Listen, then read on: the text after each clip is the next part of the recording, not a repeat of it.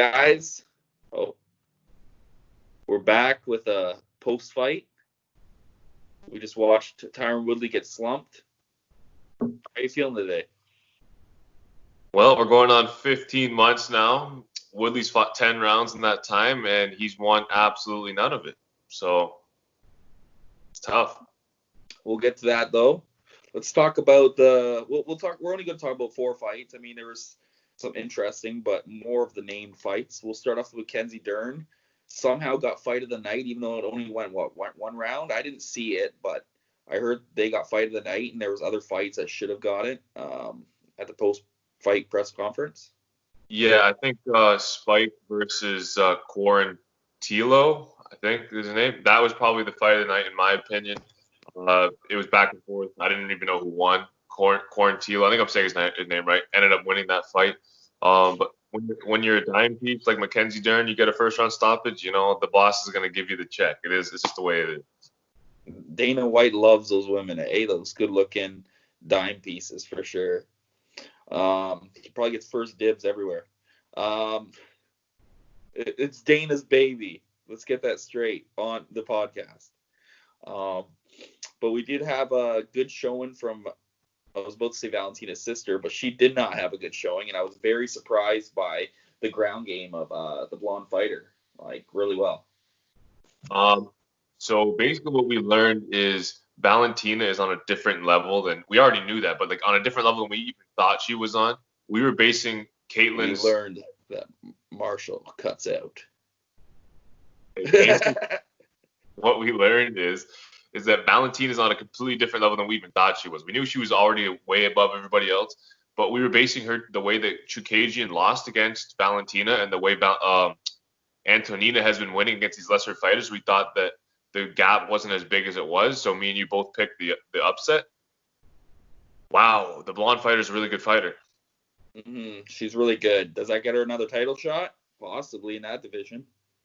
No, because Valentina deserves a big name. She deserves a super fight, a money fight. She's killed that entire division. Let her make a name for herself and beat someone like Zhang Weili, maybe a Nunes rematch. But she deserves something big, and a blonde fighter rematch doesn't do it for her. Yeah. So and let's get to the co-main. We had Blagno. Holy crap, that guy just has a chin, eh? I told you, bro. You can't knock him out. I told you. I would like to see if he could take a shot from Ngannou. I just want to see that for some reason.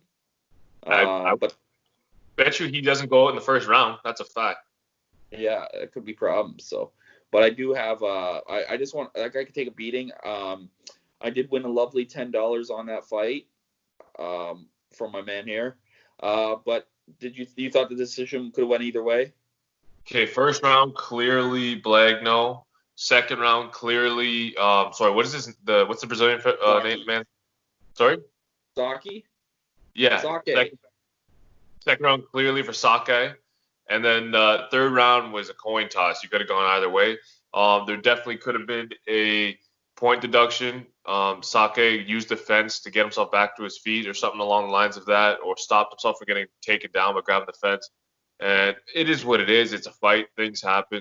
It was a close fight. It was a split decision, exactly the way you and I said it would go. It'd be very, very tight all the way through. Yeah, and then in the main event we had Tyron, the not so chosen one anymore. He's the gray beard came in. He's looking. Do you want to sing the song for us? Can't do it, bro. I can't bring myself to do that. In and out of love, in and out of love. In and out of love, in and out of love. I don't know. I think that's what he's doing too much. He's playing around with his music too much. He doesn't have that fire anymore. I would like to see him maybe fight one more time, get a win, and retire, if he can get a win at this point.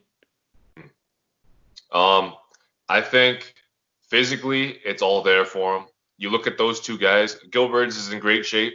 But then you look at Tyron Woodley, and that's a specimen. You can tell who the physically imposing figure of those two is. It's not even close. He is still an amazing athlete.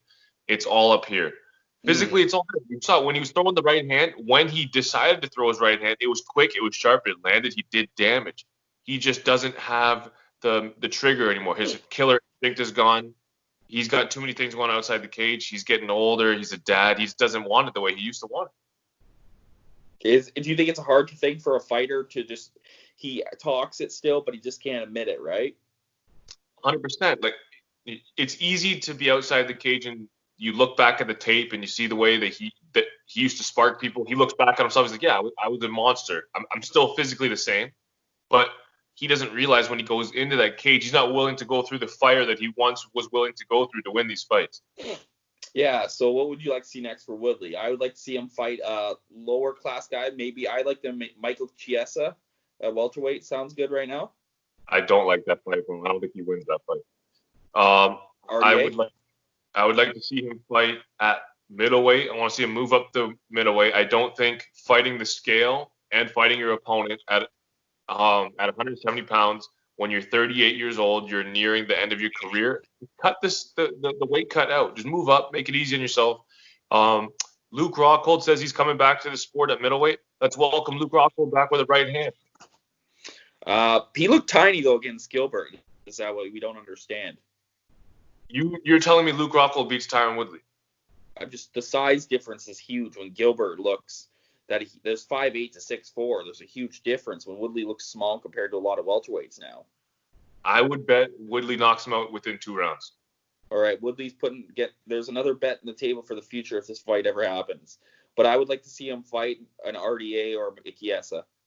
If he stays at 70, I want to see him fight either Lawler in the rematch or Pettis, an older guy who's got a big name. Let him win some money. Not some of these up-and-coming guys like Chiesa. That doesn't make sense to me. He doesn't have much of a name, and he's a dog. Even a Carlos Condit rematch would make sense. That one makes sense as well. So, all right, guys, that's it for today. We got the UFC 250 coming up, predictions, so that'll be the next video. Sounds good. All right, out. All right, peace, bud.